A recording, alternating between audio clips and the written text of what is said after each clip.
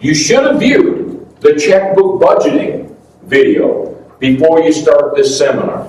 The reason you need to, in fact, have looked at and understood the checkbook budgeting, and please, if you don't understand the checkbook budgeting video, call your loan representative and have them explain it to you. Because the checkbook budgeting is where you get your accelerator. The accelerator is that thing that makes you pay off all your debts and your mortgage much faster than the 30-year term on the mortgage or the 15 years it would take you on your debts the way you're doing it right now. So it is important that you've looked at and understand checkbook budgeting. Okay? So you all did that. So now we're ready to go into debt-free and loving it. Where is your money going? At the end of the month, do you not know where your money's going? Many people don't. Many people have never taken the time to sit down and figure out where my money's coming and where it's going. I can tell you a case where these people had $500, $600 a month left over based on just taking their income and expenses. And they could not figure out where the money was going. But what was happening was they had 2 children, and the children were teenagers. And the first teenager would go to Dad and say, "Hey Dad, I need some money for school." Dad would give him $20. And the second teenager would come to Dad and say, "Hey Dad, I need some money for school." Dad would give him $20. Then they go over to Mom and say, "Hey Mom, I need money for school." Mom would give him $20. That's because it was cash. And when people put cash in their pocket, they have a tendency to spend it. And that's all part of what we're going to be talking about. Debt-free and loving it is not magic. It's budgeting and discipline. And if you're not budgeting how much money you're giving your children for school, those are the kind of things that are going to take a lot of your money out of your pocket. So you need to be looking at and understanding where your money is going. Why do the bills keep piling up? So you've got a credit card and you borrowed $100 on the credit card. And the minimum payment says all you have to pay is $5. So you pay $5, you've now got $95 on your credit card, right? No, you don't. You've got $95 plus the interest on that credit card. And now you're paying interest on the credit card that you borrowed the money on and the interest on the credit card. You're paying interest on interest. That is called compounding interest. A big part of what we're going to be working on today is debt-free and loving it takes that compounding of interest, okay, and takes it away by paying off those debts and then putting that money into the bank. Then it's drawing interest for you. So you're compounding in your favor instead of in your detriment. When you don't pay off, if you borrow money on the credit card and you don't pay it off instantly, you're now paying interest on the interest. Your credit cards are therefore costing you a fortune. The interest you're paying on your mortgage is costing you a fortune. Oh, by the way, we're talking about you can pay off all your debts, including your car and your house payment, in most cases with no additional income. It's about budgeting and discipline. It is not magic. This is actually very, very basic, but I have to tell you the truth. They don't teach this in college. They don't teach this in high school. And they really should be teaching this in school. Because if everybody out there would learn to properly budget and have the discipline to stay within their budget, you'd have a lot more wealthy people in this country. The real problem is interest. And then not understanding that if you don't pay off the entire credit card, if you keep borrowing, the interest is compounding and working against you. Take a look at what happens with a credit card. If you borrow $100 a month on the credit card for 6 months, and all you make is the minimum payment, you look at how that credit card balance explodes on you. And what happens when you're paying interest on interest. That's why the federal government had to come out and say that it's illegal for them to continuously keep increasing your balance on your credit card. Do you realize that? The government actually passed a law that it's illegal because they were watching what was happening to people and it was building up on their credit cards. So they said you cannot just automatically keep increasing the balance for these people so that they start out with a $100 credit card and then they end up with a $10,000 credit card that they can't possibly make the payments on. And the payments have now exploded to the point where they can't afford to make the payment. You're not allowed to, in fact, put people into a bad situation. Okay? Well, you need to understand that if you're one of these people that are putting money on your credit cards and allowing that balance to grow instead of paying that balance down, which is what we're going to show you how to do, that you're heading in the wrong direction. So what we're going to do is turn you around and head you in the right direction. You pay roughly, think about it, because of interest. And by the way, housing interest is not compound interest.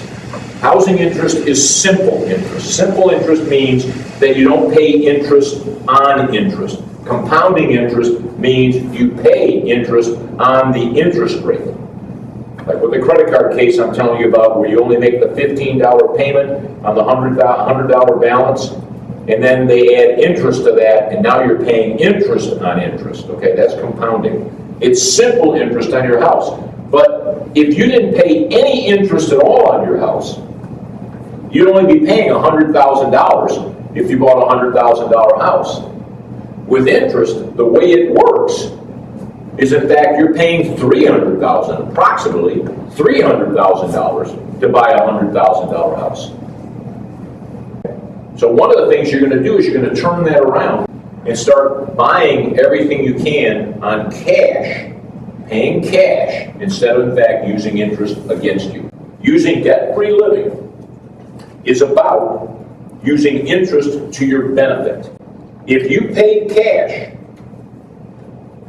for the house, instead of making a house payment, you'd be putting the money in the bank, and the money would be earning interest, which you can compound if you properly invest it.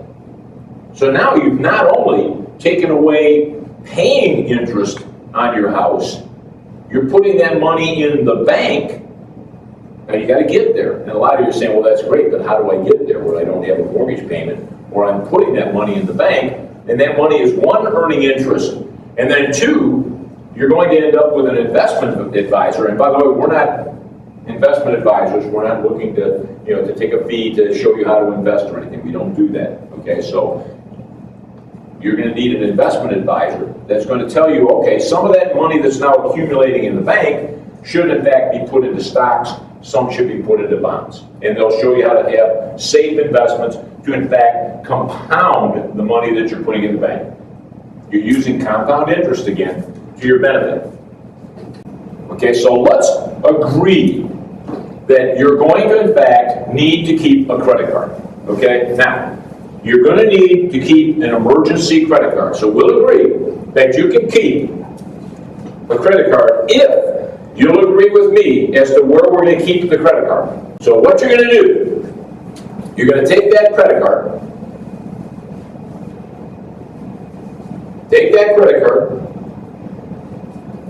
and you're going to put it in a glass. Okay? Then you're going to take that glass and you're going to put it in the freezer. And you're going to freeze the credit card in the glass. I'm sorry, we have to fill the glass with water, of course. Okay? So you can put the credit card in, you're going to fill the glass with water, you're going to put the glass into the freezer and freeze it. When you've got an emergency, you'll go to the freezer, you'll pull the glass out, you'll put the glass on the counter, and you'll wait for the glass to thaw. I will guarantee you, by the time the ice thaws that's in the glass, the emergency will be over, and you didn't need that credit card after all. How many people think going out to dinner tonight is an emergency, I need my credit card? How many people think I got to buy a new pair of shoes? Requires the credit card. What was the last emergency? I can't give you an emergency in the last 10 years that I really had to have a credit card. You have to get to the point, and that's why put the credit card in the glass, freeze it, get yourself into the habit of not using the credit card. Get the concept through that everything now, you've gone through the checkbook budgeting, you know exactly where your money is going, you know how much money is coming in. Now you're not using credit cards, so you're not accelerating your spending, you've now decelerated your spending.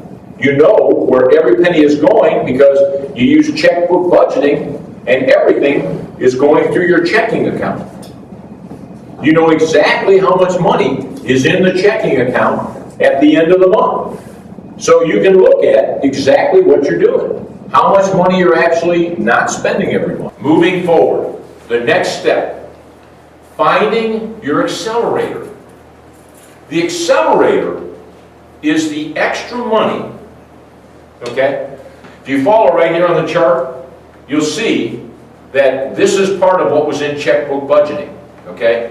And what we did is we had 3 months income, so $9,000, and he had 3 months expenses. Expenses were $8,500 for the 3-month period. Now, the reason we use 3 months is some of your expenses are quarterly, as you remember from checkbook budgeting. So you want to make sure that you've got all these expenses going in and out, okay? That leaves $500 for 3 months, okay? This is what's available for your accelerator. So you have $500 that you are not spending that you can use to accelerate the paying of your debts. Hopefully, when you take your income and your expenses, you have money left over. As we talked to you about in checkbook budgeting, if it's the other way, so you have $9,000 in expenses and $8,500 in income, then you've got a problem. Now what you need to do is you need to look at where you're spending your money. And this is where you have to look at things like, how much are you spending for food for each family member? And these are the kind of things that you can call up and talk to your loan originator about. And they will, in fact, walk you through, because you should be spending no more than $150 a month per person for food. That is what the national average is that people are paying for food. If you're going out to restaurants every night, you may be spending that in 2 or 3 nights. You might be spending that in 1 night. Okay, so you need to look at what you're doing. This is where you have to sit down and look at things like, I need to go to Costco, every other month. By the way, Costco, Walmart. Some people are embarrassed to go to places like that. Do you know where they opened up a Costco recently? In Oak Brook. Oak Brook's a pretty wealthy area, but they've got a Costco, and it is absolutely packed. Because the benefits of going and shopping and buying larger quantities are tremendous. So you need to realize that if you're spending a lot more than $150 a month, that may be the thing that turns you around, to where you do have the $500. So if you have a negative there instead of a positive, you've got to start looking first.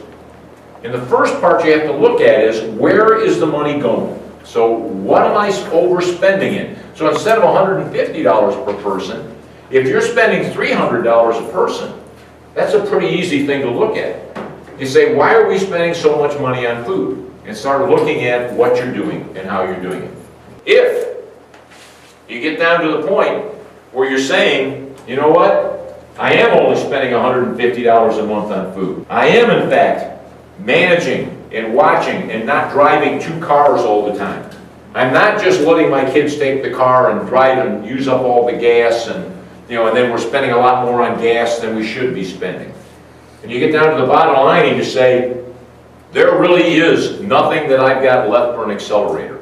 Well then, you put yourself into a position where you need to realize that you've got now to increase the income.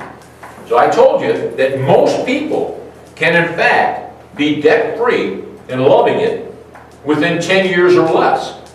If you're one of those people that has spent yourself into a big negative monthly hole, then you've got to realize that you've got to dig out of that hole. Okay, so how do you dig out of the hole? Maybe you work overtime. Maybe you have to go get a second job. I had a family that was making $120,000 a year.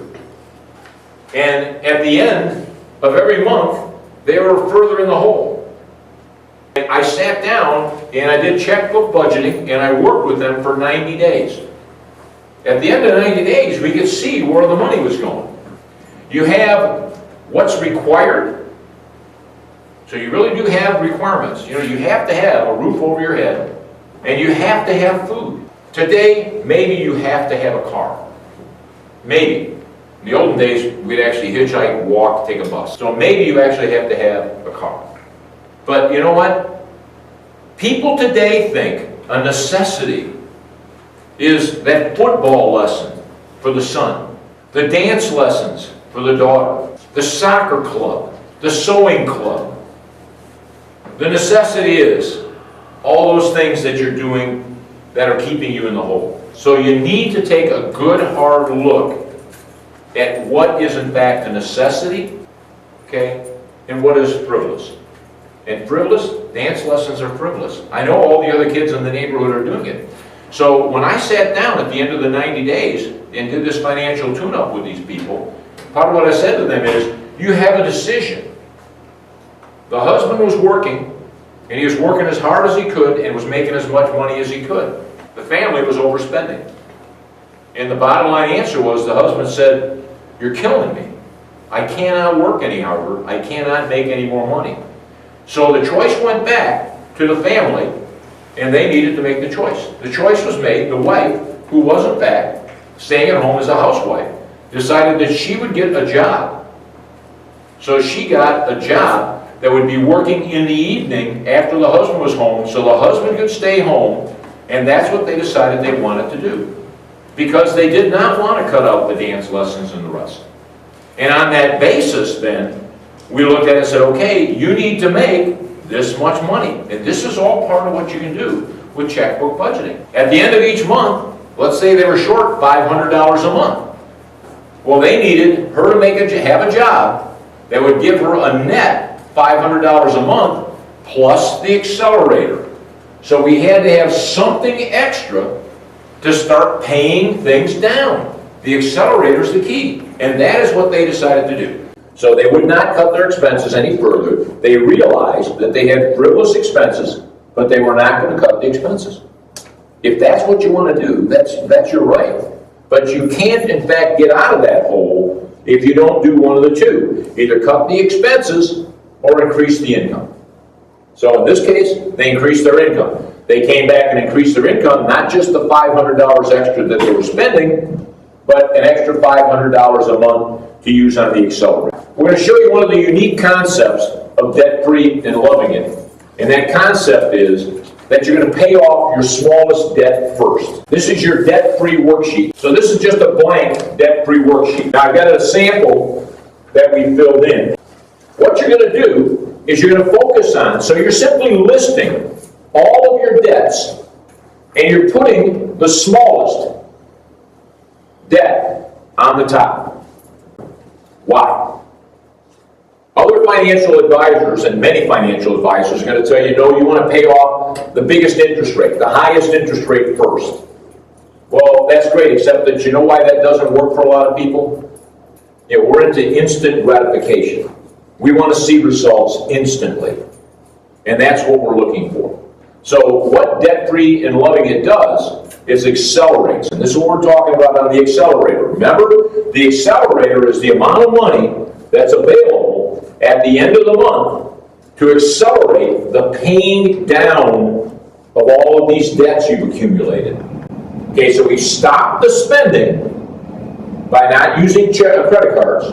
We stopped the spending by not using cash. That's where you're back again to checkbook budgeting. Now what we're going to do is we're going to accelerate the payoff. And it's a very, very simple equation. So in this case, the people had $125 a month. That's all they had available. But they didn't have to go get a second job or anything else. They had $125 available. And if you look at it, They were 125, 35, 40, $142,000 in debt.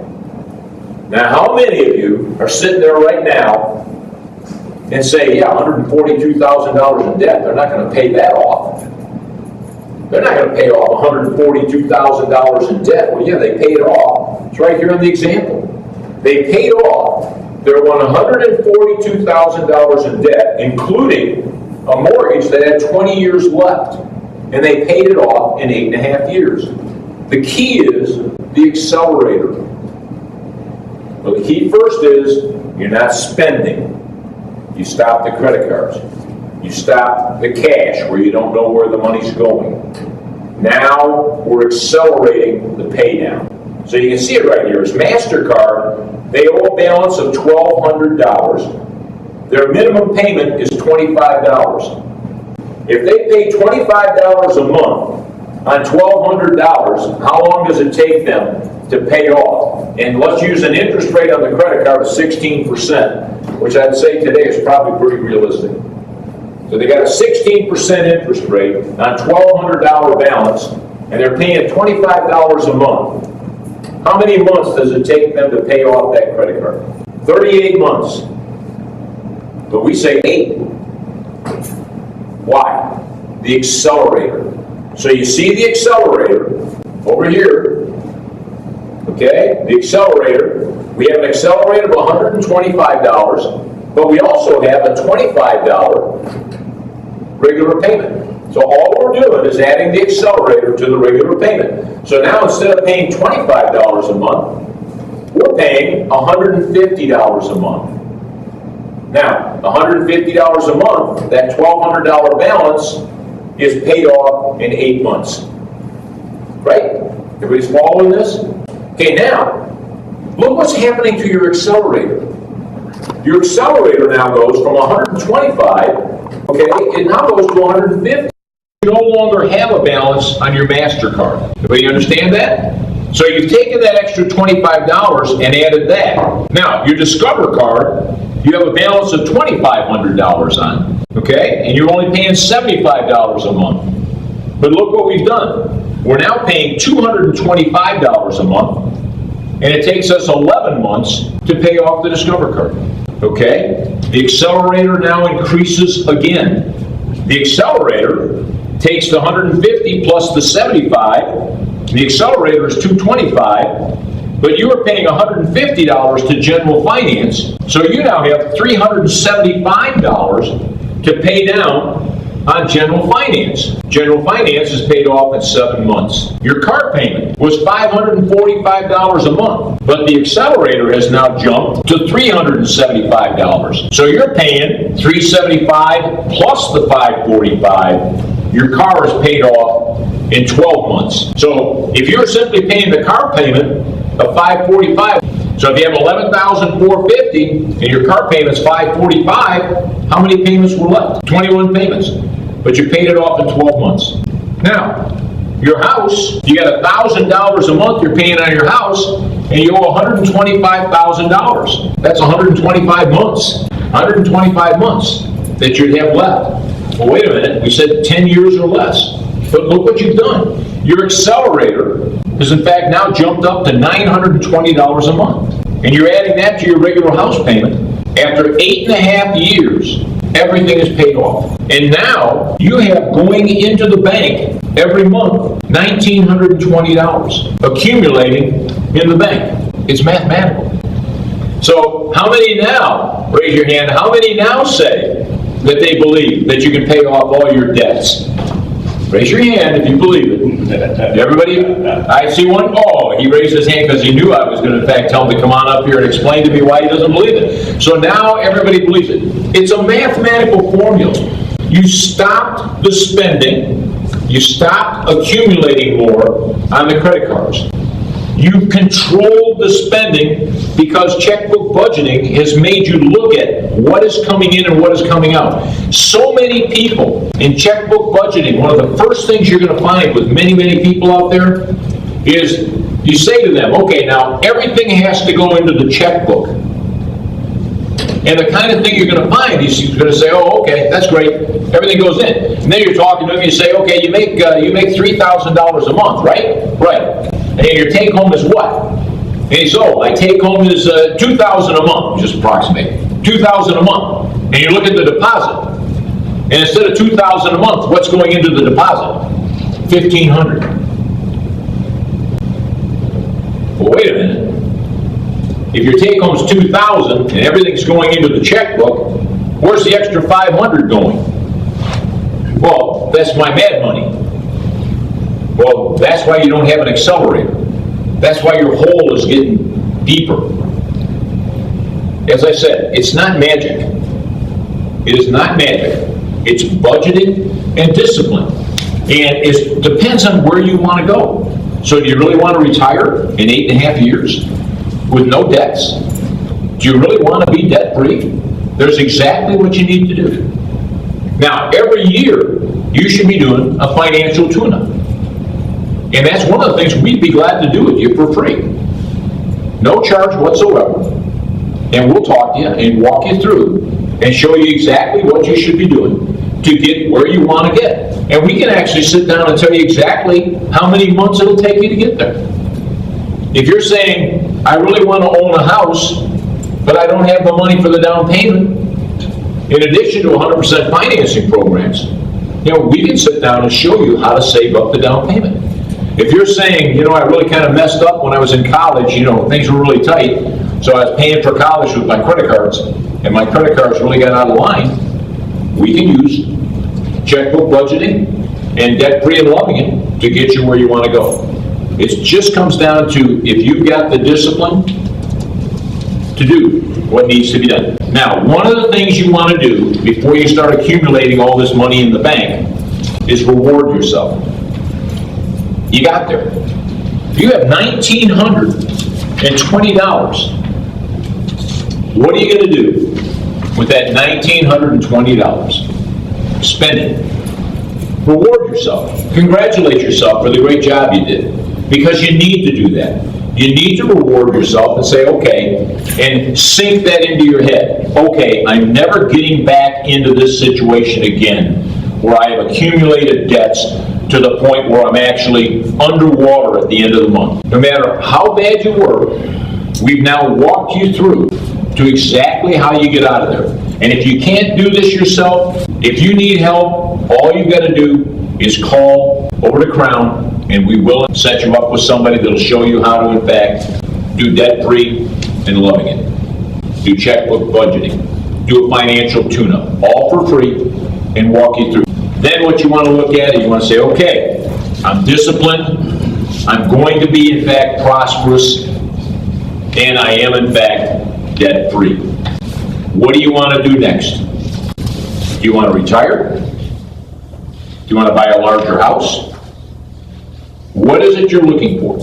Because every year you should sit down and look at this and say, okay, from a business perspective, from a family perspective, and from a personal perspective, am I where I want to be, and where do I want to be in the next 12 months? Debt-free and loving it. Thank you.